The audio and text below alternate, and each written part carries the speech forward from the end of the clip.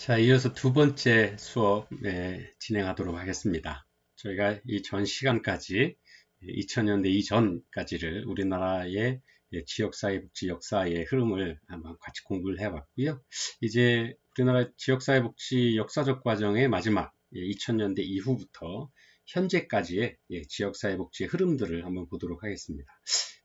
물론 이제 계속 이어져 왔던 것들을 조금 더 보완하고 또는 사회복지에 관한 법률들을 재개정이 되거나 아니면 지역사회보장에 관한 어떤 보장 계획들이 변경이 되면서 그러한 어떤 법률의 흐름들이 이어져 오고 또 기관들도 새로 만들어지게 되고 아니면 현대사회의 흐름에 맞춰서 지역사회복지의 어떤 활동을 하는 어떤 내용들이 바뀌게 되는 일련의 과정들에 있습니다. 그래서 이런 것들을 좀 한번 큰 틀에서 보면 이렇게 볼 수 있어요. 첫 번째, 민간에서의 활동들, 그다음 두 번째가 민간 협력, 거버넌스에 관한 부분들, 이렇게 볼 수가 있을 것 같습니다. 한번 잘 생각해 보시면 우리가 이제 영국에서의 사례에서도 처음에 설명을 드렸던 것처럼 처음에 외부에서 지역사회에 어떤 많은 도움을 주시고자 하는 분들이 들어오셔서 지역사회의 사회적 약자를 돕기 위한 활동들에서 시작을 했다라고 말씀을 드렸죠. 그게 자선조직협회나 아니면 인보관운동이라고 말씀을 드렸고, 두 번째, 그러한 시간이 흐른 뒤에 내부적으로 지역사회의 어떤 작은 역량들이 생기게 되면서 내부에서부터의 변화를 요구하는 소리들이 나왔다라고 말씀을 드렸잖아요.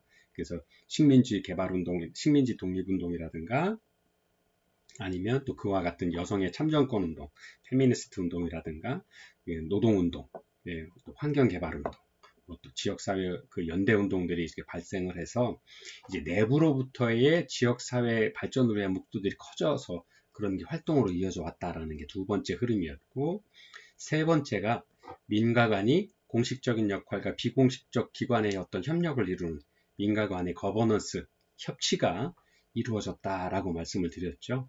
이제 저희 나라에서의 그 사회복지의 흐름도 비슷한 어떤 큰 흐름들을 보여주고 있다라고 생각이 됩니다. 그래서 2000년대 이후에 우리나라에서의 역사, 사회에서의 흐름은 민간에서의 흐름과 함께 또 민과 간이 협력하는 어떤 이러한 지역사회복지 보장 정책들이 함께 이제 섞여져서 흐름들을 보이고 있는 어떤 비슷한 양상의 흐름들을 보여주고 있다라는 것들을 좀 이해하시면서 한번 같이 보도록 하겠습니다. 첫 번째가 이제 민간에서의 그 사회복지기관의 흐름인데요. 첫 번째가 사회복지관입니다. 이 전부터 이어져 왔던 사회복지관, 1980년대, 90년대, 80년대의 사회복지관이 법률에 의해서 제도화되면서 많이 생겨나게 되고요. 또 그러한 사회복지관들이 여러 가지 사업들을 하게 됐죠. 그런데 이제 2004년에 사회복지사업법 시행규칙에서 의한 그 사업을 법적으로 규정하게 됩니다. 그러면서 5대 사업들로 변화했던 게 뭐냐면 가족복지사업, 그 다음에 지역사회보호사업, 지역사회 조직사업, 또 교육문화사업, 자활사업 이렇게 해서 5개 분야에서 일을 하도록 그 업무 분야를 법적으로 규정을 하게 되었고요. 또 이러한 것들이 이제 드디어 2012년 8월에는 사회복지사업법을 개정을 하게 되면서 3대 기능으로 개편하고 오늘날까지 좀 이어지고 있습니다. 그래서 3대 기능이라고 하는 건 이제 사례관리 사업, 그다음에 서비스 제공 사업, 그다음에 지역 조직화 수행 사업, 뭐 이렇게 이야기 정리를 할 수 있을 건데요.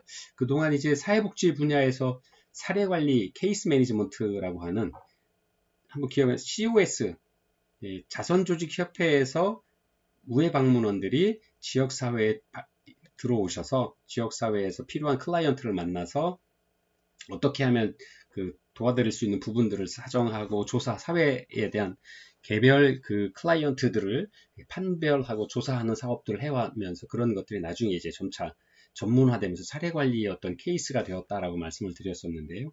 그러한 사례관리의 기능들이 아주 중요한 3대 기능으로 우리나라에서도 자리 잡게 되었습니다. 그래서 그 사회복지 분야에서 사례관리의 중요성은 뭐 계속 강조되어 왔죠. 그 다음에 맞춤형 통합 서비스를 지원하기 위한 방법으로도 사례관리가 강조되기 시작을 했고요. 또 이러한 사례관리 기능을 포함하고 또 기존의 가족복지사업, 지역사회 보호사업, 교육 및 문화사업, 자활사업 등을 통합을 해서 이런 것들이 바로 서비스 제공 사업, 서비스 제공 기능에 통합을 해서 이렇게 세 가지 두 번째 기능들을 담당을 하게 됐고요.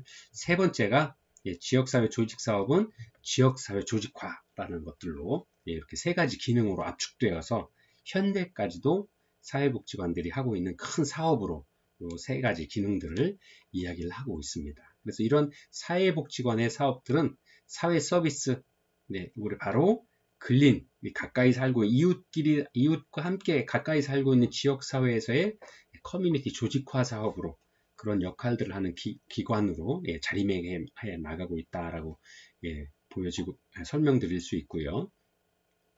두 번째가 이제 사회복지협의회입니다. 우리나라 여러분들도 이제 보시면 서울에 SSN이라고 표시돼서 큰 사회복지 기관들끼리의 협의회에서 많은 그 국가적인 어떤 프로젝트를 용역을 하거나 어떤 사회복지와 관련된 어떤 사업들에 대해서 방향들을 제시를 하는 일들을 많이 보셨을 것 같은데요. 이 사회복지협의회가 바로 이제 아주 오래 영국에서 처음 시작되었던 자선조직협회의 활동들과 그런 어떤 시작점을 같이 하고 있다, 시발점을 같이 하고 있다, 그 기원이다라고 이렇게 말씀드릴 수 있을 것 같습니다. 우리나라의 경우에는 한국전쟁 이후에 구호 활동을 펼치던 민간사회복지기관들이 함께 모여서 한국사회복지연합회를 만들고 바로 그 사회복지연합회가 이제 지금의 사회복지협의회로 발전해 나왔습니다. 그래서 이것이 이제 사회복지협의회 중앙회가 되었고요. 이 중앙사회복지협의회가 처음에는 이제 도 단위로 이렇게 설립이 되어서 활동들을 해왔죠. 근데 그 후에 여러 가지 도 단위의 어떤 활동을 하다 보니까 이제 이런 것들에 대한 그 필요성들을 더 따지게 되죠. 왜냐하면 독립조직들을 산하에 관리를 하고 있었는데 또 우리나라가 지자체로 이제 그 행정체계가 개편이 되면서 해당 각 지자체들도 중앙에서 통제하는 어떤 법인화되어 있는 것들보다 그 중앙의 법인화가 돼서 지사 개념으로 아니면 지점의 개념으로 관리를 해왔었는데 각 지사별로 지자체로 지역분권화가 활성화가 되면서 주민자치나 주민참여를 통해서 해당 시군구 자치제도를 갖게 되니까 해당 시 군구에서의 그 사회복지협의회도 그 지역사회복지협의회라는 이름으로 법인화되기 시작을 합니다. 그래서 처음에는 이제 중앙 단위로 했던 사회복지협의회가 1998년에는 광역시도 협의회로 16개 소속된 광역시도 협의회로 발전하게 되고요. 그 후에 2003년에는 지역사회복지협의회라는 이름으로 전국 단위의 지역 단위별로 지역사회복지협의회를 구성을 하게 조직이 되게 되었습니다. 그래서 사회복지협의회는 보건, 복지, 종교, 또 경제기관 단체 대표자 및 실무자, 학계 및 지역 주민 등이 자발적으로 참여하는 회원 조직과 실무를 추진하는 사무국으로 구성되어 있다. 이렇게 분화되어 있는 어떤 조직들을 갖추게 되었고요. 주요 기능으로는 지역 복지사업의 활동을 조직적 협의 조정하는 기능, 자선조직협회의 기능을 한번 잘 생각해 보시면 쉽게 이해를 하실 수 있을 것 같아요. 그 다음에 사회복지에 대한 조사, 연구, 교육하는 기능, 또 지역 주민의 복지 욕구 발굴 및 복지 서비스를 전개하는 기능 등으로 구성되어 있다라고 설명을 할 수 있습니다. 그래서 사회복지협의회는 한국 사회복지사업법 시행령 제19조를 법적 근거로 해서 크게 5가지, 4가지 정도 기능을 수행을 하고 있습니다. 첫째, 조사연구사업, 두 번째, 출판 및 홍보사업, 세 번째, 사회복지 전문가를 대상으로 하는 재교육의 기회, 하는 교육사업, 그 다음에 네 번째, 협의 및 조정사업, 이렇게 크게 4가지의 기능들을 수행을 해 나가고 있다라고 설명드릴 수 있습니다. 그래서 지역사회 복지에 관한 사업들을 협의 조정하는 기능들을 이제 지역 사회복지협의회에서 가지고 있죠. 그래서 이러한 사회복지협의회는 큰 기능으로는 커뮤니티를 좀 조직화한다.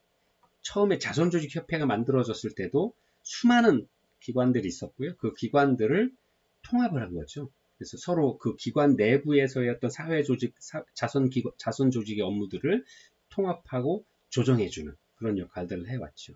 그래서 우리나라에서 사회복지협의회의 모태는 자선조직협회다라고 설명을 드릴 수 있고, 이제 처음에는 중앙회가 만들어졌으나 외원기관들, 민간사회복지기관들을 중심으로 협의회가 만들어졌고, 그 다음에 98년에 특별광역시도 단위로 만들어졌다가 2003년에는 법정단체로서 각 지자체별로, 지역 단위별로 사회복지협의회가 만들어져서 운영되어 나오고 있다. 이렇게 아주 오랜 역사를 가진 기관이다라는 걸 설명드릴 수 있고요.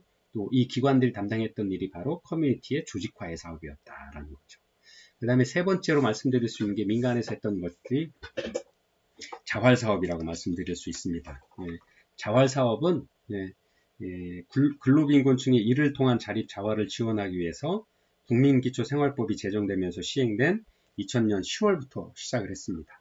근데 한번 생각을 해보실까요?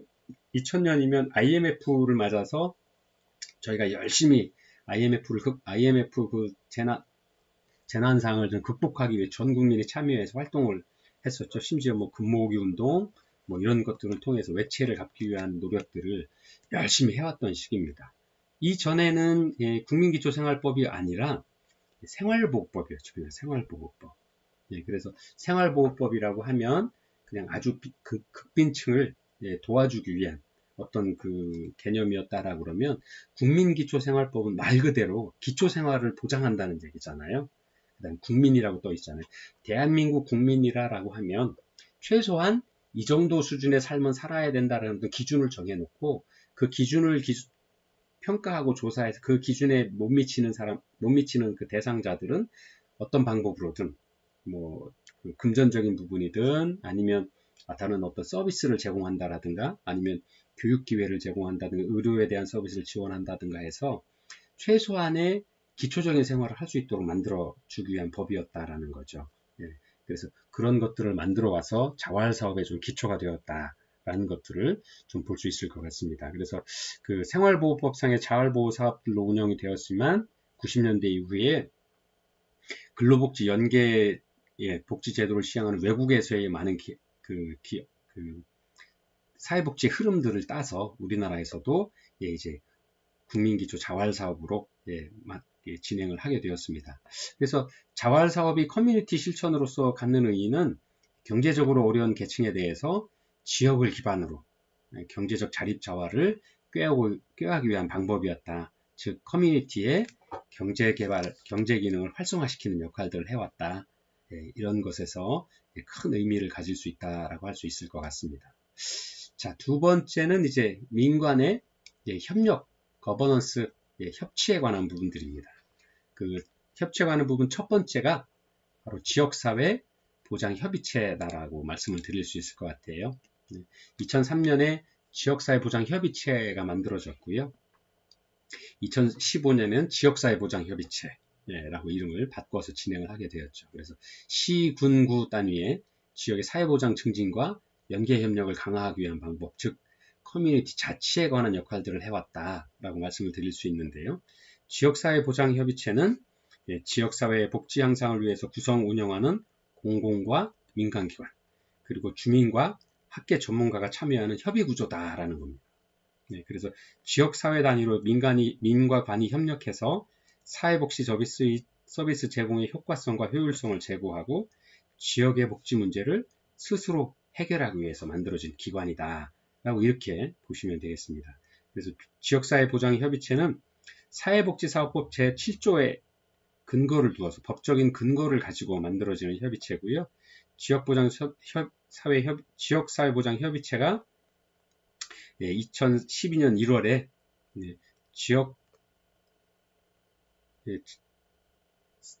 개정된 사회보장기본법에 따라서 지역사회보장협의체로 정식 명칭이 지역사회보장협의체에서 지역사회보장협의체로 명칭이 바뀌어왔다라고 이렇게 설명드릴 수 있습니다. 그래서 그 기존의 국민의 지역사회보장협의체에서는 국민의 보편적 또 생애주기적인 특성에 맞게 소득과 사회 서비스를 함께 보장하는 맞춤형 사회보장 제도의 운영을 지향하고 있다라고 설명을 하고 있습니다. 그래서 민간 협력을 활성화하기 위한 방안으로 했다. 즉 아까 잠깐 말씀드린 것처럼 사회복지에 관련 전문가들, 또 학계에 관련 전문가들, 또 그 외에 주민들 다 함께 참여해서 민과 관이 함께 참여해서 우리 지역사회의 앞으로의 문제가 무엇인지, 사회복지에 관련된 문제들이 뭔지, 또 보건에 관한 문제는 뭔지, 보편적인 문제와 생애주기별 특성에 맞는 어떤 문제들을 가지고 어떻게 발전시켜 나갈 것이냐 하는 것들을 지역사회 구성원들, 각 기관들의 대표들이 다 함께 모여서 어떤 계획들을 세워나가는 거죠.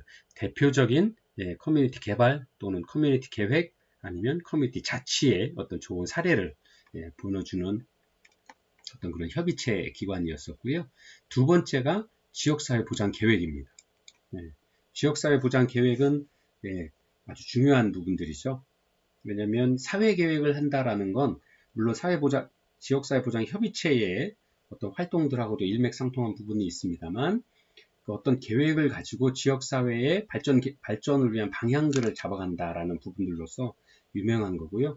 대표적인 게 이제 대공황 시절에 미국의 사례에서도 대공황 시절에 루즈벨트 대통령이 뉴딜 정책을 폈던 것, 그 다음에 요즘 우리 사회에서 하고 있는 한국판 뉴딜 정책들을 만들어서 하자 하는 것들도 어떻게 보면 지역사회에서의 사회계획의 하나였다, 소셜 플랜의 하나였다라고 말씀을 드릴 수가 있을 것 같습니다.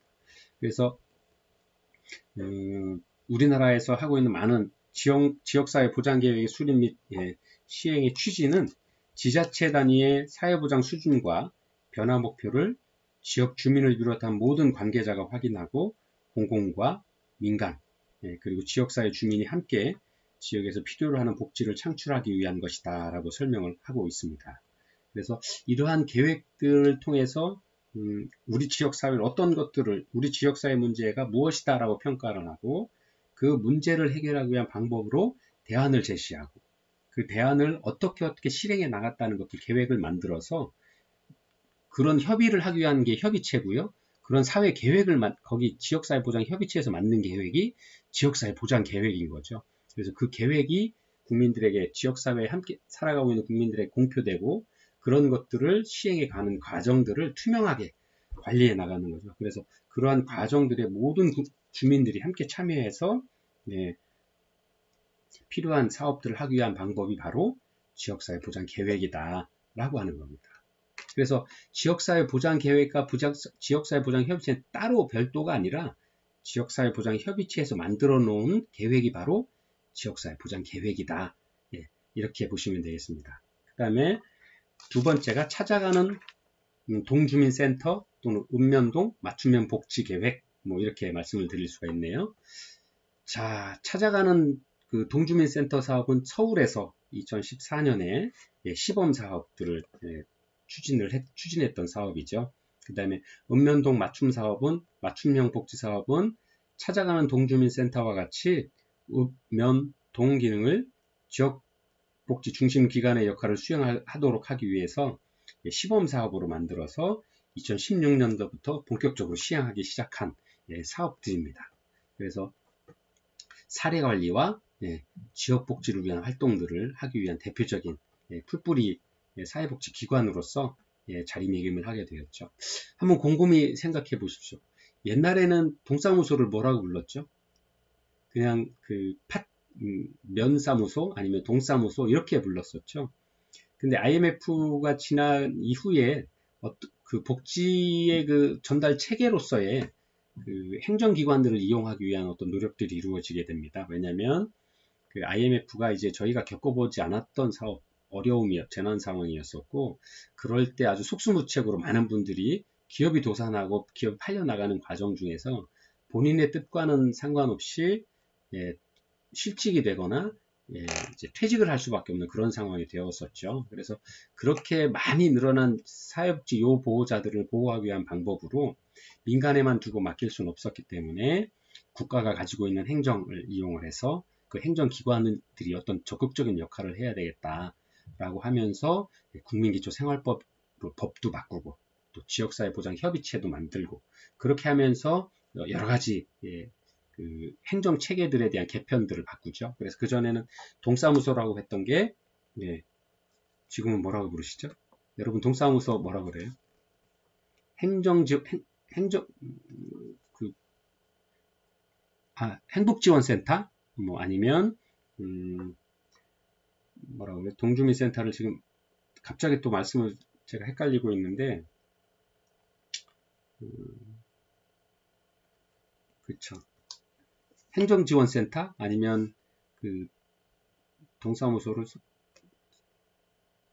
행복지원센터 이렇게 부르고 있죠. 그래서 그 동사무소의 일부 기관들 뭐 다른 기존에 해왔던 그 행정조직으로서의 역할들로 포함을 해서 사회복지와 관련된 부분들을 좀 더 부각시키기 위한 어떤 명칭으로도 변화를 이뤄왔죠. 그 다음에 실제로 개 안에도 동사무소 안에서 행정지원센터, 뭐 행복지원센터 안에서도 사회복지와 또 사례관리를 위한 어떤 팀원들을 두고 전문적인 사회복지 실천 기관으로서의 자리매김도 함께 해 나가고 있습니다. 그래서 그 대표적인 케이스가 바로 찾아가는 동주민센터, 또 읍면동 맞춤형 복지센터, 복지사업이다라고 사회 서비스 제공을 위한 어떤 그 행정적인 역할들을 해온 것들이 바로 민관 협력의 기관으로서 이런 서비스들을 해왔다라는 거고요.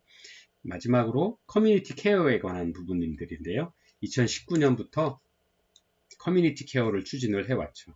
그래서 이러한 사업들이 바로 사회 서비스 또는 우리가 이야기하는 사회보장 서비스로서 민간 또 민간 간의 협력 사업으로 지속적으로 발전을 해오게 되는 계기가 되었습니다. 그래서 여러분들 그 교재 한번 같이 보실까요? 204페이지를 한번 보시면 잠깐 2000년대 이후에 어떤 사업들이 잘 설명이 되어 있는데요. 한번 같이 보도록 할까요? 첫 번째 사회복지관에 관한 설명은요. 사례관리, 서비스 제공, 지역조직화의 3대 기능 수행으로 사회 서비스의 제공과 근린 커뮤니티 조직화 활동을 꾀하기 위해서 지속적으로 이어져 오고 있다라고 설명을 하고 있고요. 두 번째 사회복지협의회와 지역사회보장협의체라고 되어 있는데요. 민간 사회복지기관의 협의체인 사회복지협의회는 커뮤니티 조직화의 성격을 가지고 있고 또 민관협력의 지역사회보장협의체는 자치의 성격을 띠고 있다. 자치의 성격을 가지고 우리나라 지역사회복지의 발전을 위한 어떤 역할들을 지속적으로 해오고 있다라고 설명을 할 수 있습니다. 그래서 사회복지협의회는 민간에서 스스로 만들어진 기관이고요. 또 이러한 기관들이 법정단체가 되다 보니까 국가의 지원들을 재정적인 지원들을 받게 되는 거죠. 그리고 또 그렇게 재정적인 지원을 받으면서 민간 단체들에서 해야 되는 여러 가지 일들에 대한 조직화 사업들을 체계적으로 진행을 해 나오고 있다라는 것들을 알 수 있습니다. 또 세 번째가 지역사회보장 계획입니다. 2003년에 지역사회복지 계획으로 출발해서 2015년에 지역사회보장 계획으로 바뀐 지역사회보장 계획은 민간자치의 사회계획 성격을 가지고 있다라고 말씀을 드릴 수 있습니다. 그래서 아까 말씀드린 대로 이런 지역사회보장 협의체가 만들어지고 민가, 간이, 그다음 기관의 대표들이 아니면 주민의 대표들이 아니면 학계의 대표들이 함께 모여서 지역사회보장 협의체라는 것을 만들고 그 지역사회보장 협의체에서 지역사회보장 계획을 만드는 거죠. 그래서 그 지역사회보장 계획을 만들어서 공표하고 그런 것들을 공람할 수 있는 기회를 줌으로써 지역사회 문제에 주민들이 자치적으로 참여할 수 있도록 하는 어떤 기관들을 주었고 그 기반 안에 만들어진 계획들을 실천해 나가는 그래서 주민들의 지역사회복지 욕구를 만족시켜줄 수 있는 어떤 서비스 행정체계로서 발전해 나가는 어떤 그런 민관협력의 좋은 케이스다라고 설명을 하고 있습니다. 그리고 찾아가는 동주민센터 읍면동 맞춤형 복지는 시범사업들로 진행이 되고 현재 전국적으로 확대돼서 진행들을 하고 있습니다. 하지만 이 읍면동 동주민센터 사업과 읍면동 맞춤형 복지 사업은 사례관리와 지역복지를 포괄적으로 추진하는 것을 목표로 하고 있지만 현재까지는 사례관리 중심으로 운영되고 있고 지역복지 사업이나 이런 활동들은 아직은 좀 두드러지지 않고 있다라는 것이 앞으로의 좀 발전 과제로도 좀 지적이 되고 있습니다. 자, 사례관리 현재 우리 사회복지 현장에서도 사례관리가 이제 많은 어떤 그 주안점이 실천 방법으로 주류가 되고 있고요. 또 지역사회복지에 있어서도 사례관리에 대한 부분들이 지속적으로 이야기가 되고 있습니다. 그래서 우리가 사례관리가 좀 많이 되고 있다는 얘기는 영국의 역사에서도 보았듯이 COS에서 출발된 어떤 개별 사회 사업이었다라는 거죠. 그러나 우리가 지역사회에서의 그 사회복지 사업들을 하고 있지만 우리나라의 사회복지 전체의 흐름을 봤을 때 현대의 흐름을 보면 아직은 좀 개별 사회 사업들, 케이스 매니지먼트라고 하는 사례관리 사업들이 조금 더 중점적으로 다루어지고 있다 하는 것들을 좀 함께 보아하실 수 있었을 것 같습니다. 자, 이렇게 해서 우리나라의 역사, 영국에서의 지역사회복지의 역사적 과정, 미국의 과정, 또 일본의 과정, 또 우리 대한민국에서의 지역사회복지의 역사적 과정들을 좀 한편 보았고요. 지금 현재 사회에서의 전체적인 흐름들을 함께 공부를 해왔습니다. 자, 그러면 이제 이렇게 해서 역사적 흐름은 다 우리나라의 역사적 흐름까지 한번 같이 공부를 했고요. 이제 나머지 조금 쉬었다가 세 번째 시간에는 우리나라의 정권별 역사 사회복지 정책의 흐름들이 어떻게 이어져 왔는지, 그 다음에 각 정권별로 어떤 사업들을 사회복지 사업들을 좀 중점적으로 펼쳐왔는지 함께 보도록 하겠습니다. 그리고 그 정권별 주창했던 어떤 대표적인 어떤 복지에 관한 목표, 주창했던 목적들은 무엇인지를 함께 보면서 마지막으로 세 번째 시간을 함께 공부하면서 정리하도록 하겠습니다. 잠시 후에 찾아오도록 하겠습니다. 수고 많으셨습니다.